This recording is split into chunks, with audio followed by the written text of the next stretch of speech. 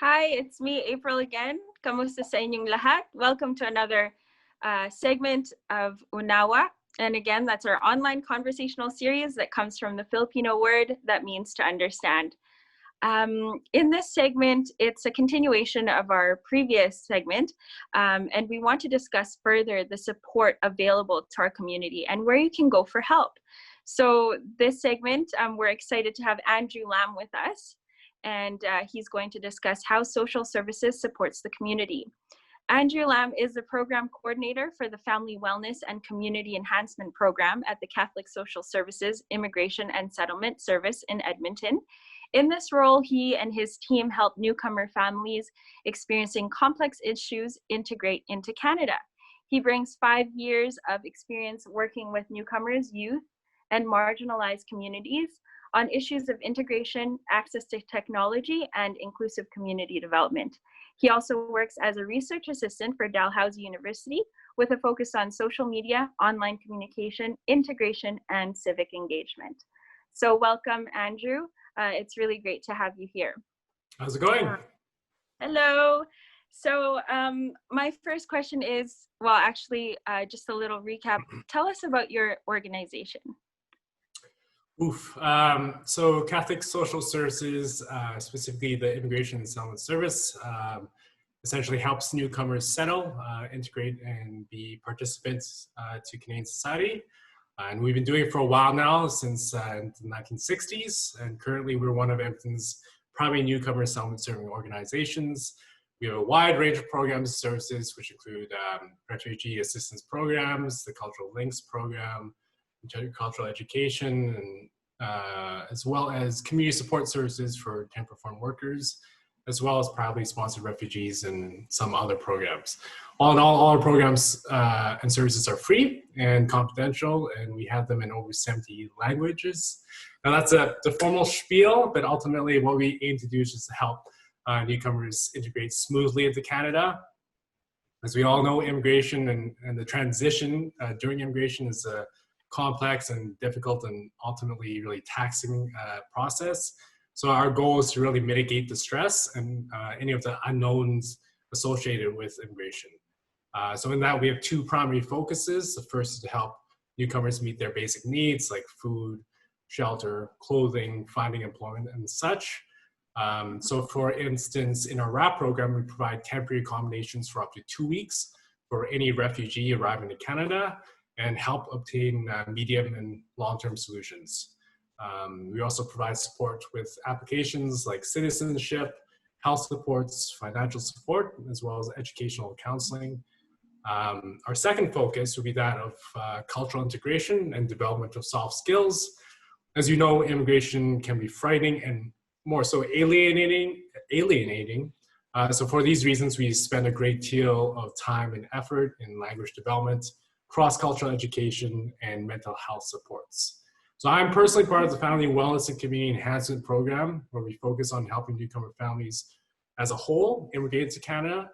The newcomer family experience is really unique in that the issues are not readily recognized at first. So for instance, relational problems, like conflict between the parent or child or spousal conflict, are not recognized until months or years after arrival into Canada. And those are often complex because it involves navigating people's relationships, which we know it can be really complicated, as well as managing expectations and assumptions. I can get to those nuances later on. I've been speaking for a little bit, but overall, that's what we do. We have a wide range of programs and services, regardless of what immigrant category you are. Okay, wonderful. That's great. And now, Andrew, based on your work experience, what are some specific struggles you think that ethnocultural, minority, and newcomer youth and families face? So, Emma, in the previous session, she really nailed all those core challenges. The biggest one would be just navigating the really dense and really complex systems that we have in Alberta and in Canada. Inclusivity is always a big one. Sometimes we're not the most inclusive in terms of our services. for immigrants. And this includes things like cultural recognition of the differences, or even just languages, right? A lot of our services, especially in healthcare, unfortunately, they don't spend a great deal of time and resources helping with newcomers who don't really speak English very well, right? So those type of things. But mostly because my program deals with families, I'm just going to focus on the family and those issues that perhaps in the family result into greater levels of conflict. So there's three I really want to focus on. The first would be managing assumptions. Number two would be a lack of or differing communication styles between family members. And the third one would be varied rates and cultural integration among the family members. Okay. So, like assumptions are an important part of any functioning family, let alone relationship, right? Reason for this is because of assumptions we know what our partner or family might be doing in any type of specific situation. And if we think about pragmatically, this is useful because we don't have to like constantly learn and relearn what another person might or might not do in that situation. But the problem occurs is during the immigration process, because essentially with immigration, everything is in flux, right? Who is supposed to do the dishes? How do we go to school? Where's our next paycheck? Who's expected to do groceries? All these type of small things we don't know, right? So changes to these type of assumptions, especially without clear communication in the family, as well as management of personal needs, often results in conflict. Now, the more critical issue is when it comes to cultural assumptions, which we know is very difficult to really navigate. So where things like family role and expectations, all of those family roles come into play. So for instance, I come from Hong Kong, and I come from a culture perhaps that is traditionally known that the male is the breadwinner, right? They take in most of the income. So if I'm coming with my wife, when I come to Canada, and for us, my educational background is a little bit more difficult to transition in Canada, and my wife obtains a higher income for the family, then a lot of things are being violated, right? Obviously, so my personal assumptions, how a normal family should function. There's also deeply ingrained cultural assumptions of what I think masculinity is and what a family should be, right? And if I don't communicate well with my wife, then obviously that's going to result in a lot of conflict, especially deep-seated conflict if I choose to perhaps sacrifice my own feelings, right? Right. Yeah. So that leads to perhaps the problem, which is communication. Actually, no. Before I jump to communication, the second problem is integration. So we all know that people are unique, and we all integrate in different ways and at different speeds. And this is most commonly seen among newcomer youth, right? So if we take a look at the English language, newcomer youth, they learn English very quickly. They become more comfortable with cultural norms. They make friends easier. They meet the neighbors easier. All these type of things, right? And this can result in a lot of conflict between newcomer parents and their children who are simply not used to all these like new cultural practices, and they just don't adapt as quick. So in our program, like the most common example that we see constantly would be dating, right? Like that's meeting for marriage, all these type of things, right? So parents who are traditionally more conservative, perhaps, or they come from a culture that's a little bit more conservative, they're just not ready to tackle this subject with youth who are just trying to fit in, right? So in this way, parents would potentially see this as young people running away from their culture or something like that, or being delinquents or whatnot. Well, the youth, they're you know what I mean, right? But like the youth are really stuck in a tough spot because they're just trying to fit in with their culture, the new culture groups at school. I've been there, Andrew. Right? Oh, I've been there. Yeah. Being young sucks, right? And it's difficult.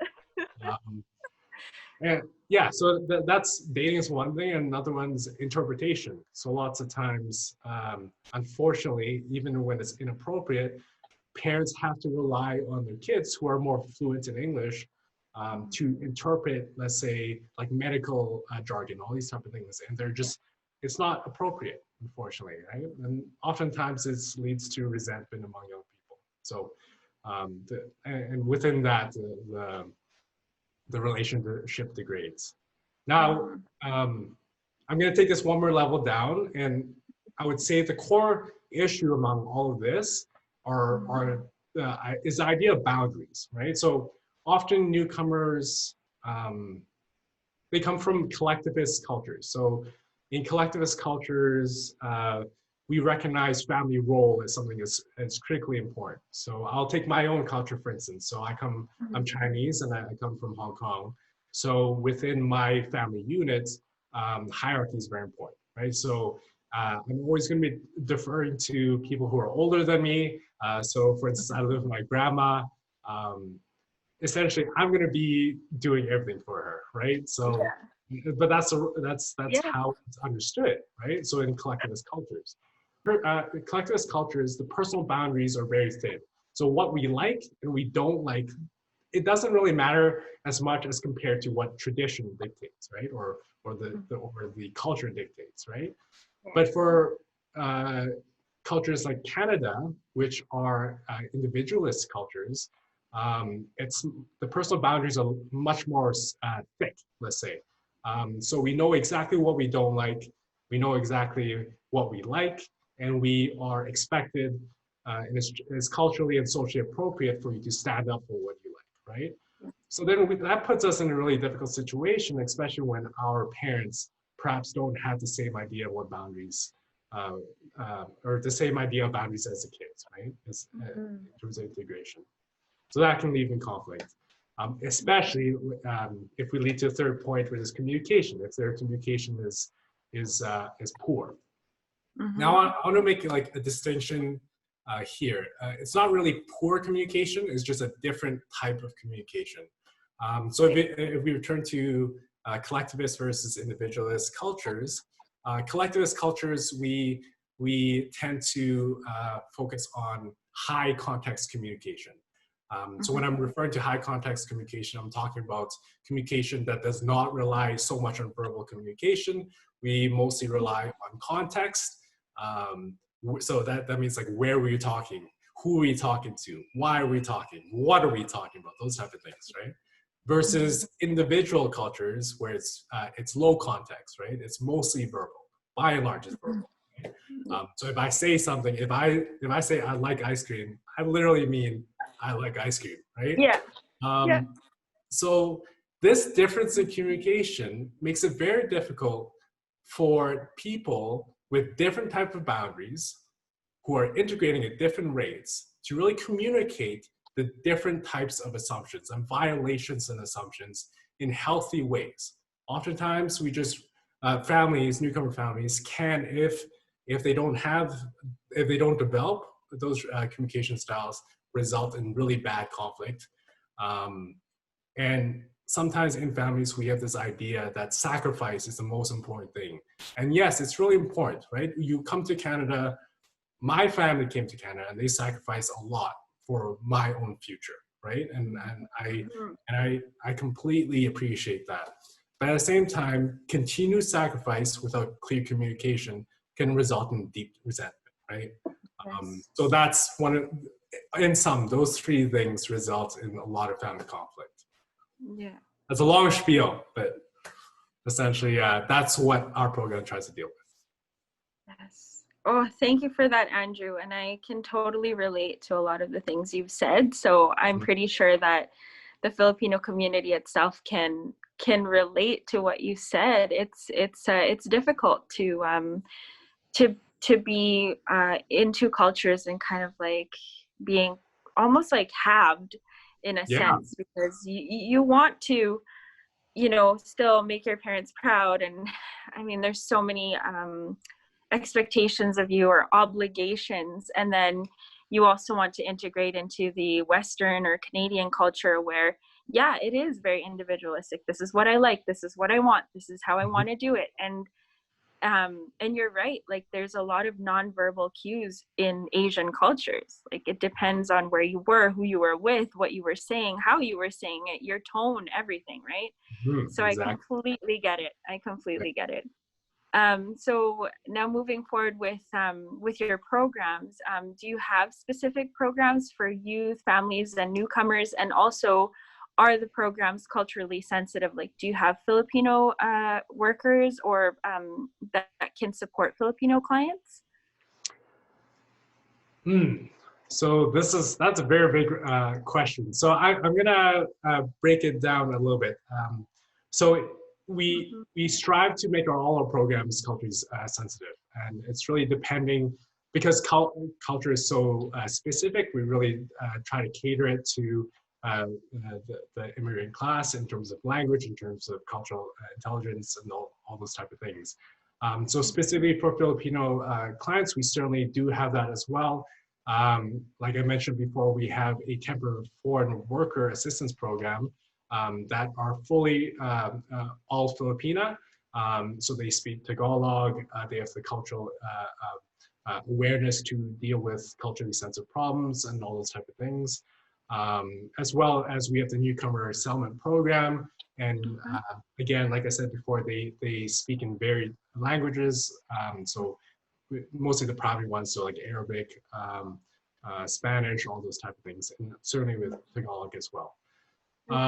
Now for youth, unfortunately, we don't have a huge youth program, but certainly within families. With the family wellness program, we certainly deal with youth issues as well. Often, specifically with my program, we try to deal with issues in a really holistic manner. So we engage in cultural education for all family members that aim to increase the communication between the family members. And this often introduces different types of communication styles, different types of assumptions, the assumptions that usually occur during integration, all those type of things. It's a fairly intensive program, but certainly we can access it. Unfortunately, this program is shortly funded and it's going to be finishing in September 30th. But there we do have a follow-up program that acts in very similar ways that deals with really intensive family issues. And that includes like family violence, potential family violence, and all those type of things. And I would also like to point to our intercultural education program. So we spoke before about being in two cultures, like growing up in two cultures, parenting in two cultures, and all those type of things. And I know some of you guys may have attended some of those workshops, and they're very useful in introducing those bicultural concepts to both newcomer youth as well as newcomer parents, right? So I really encourage anyone who's listening who have issues to simply reach out and sign up for one of these free programs. Thanks, Andrew. So my next question now is, how has the pandemic impacted your organization?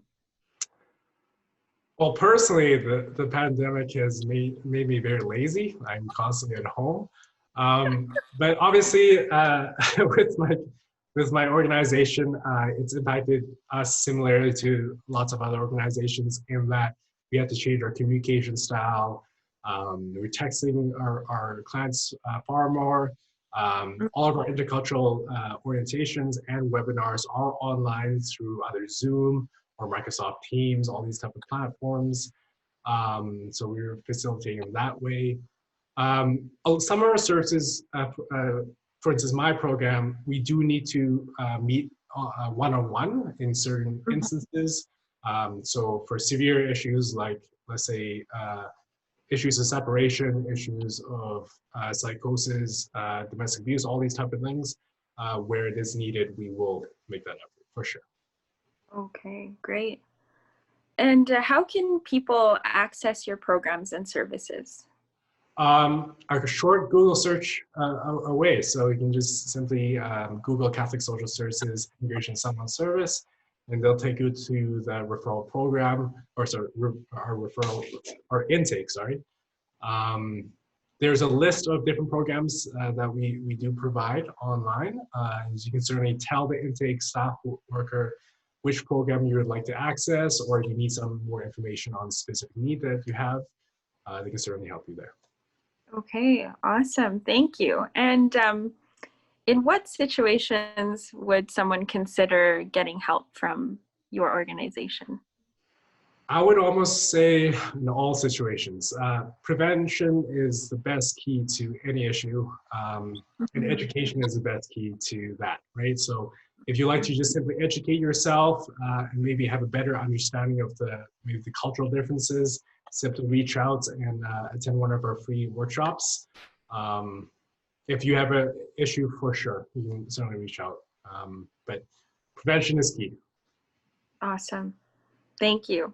And my last question for you specifically, which I asked Emma as well, with the new, with schools opening up in this pandemic, do you have any specific like mental health advice you can offer to students adjusting to our new learning environment? I have two. The first is just try to practice being self-aware, know your limits and know what makes you uncomfortable, know what actually makes you scared, all these type of things, right? Really know yourself a little bit better. In this way, you're able to tackle and maybe manage your emotions a little bit better and know when to seek help. And the second tip perhaps is just to reach out to people. More often than not, people are experiencing the same troubles that you are, even if they don't show it, right? So try to build a community, obviously social distance when you're doing that. But just do that, right? Just talk to people. People are more willing than you think to talk about mental health issues. Thank you so much, Andrew, for taking the time today to be with us and shedding light on the support available to the community. We have a great thing here today where I guess we'd like to see if you and Emma have any questions for each other about your organization. So we'll welcome back Emma into the segment here and see if you guys have, any questions for each other or dialogue that would be useful for this particular episode.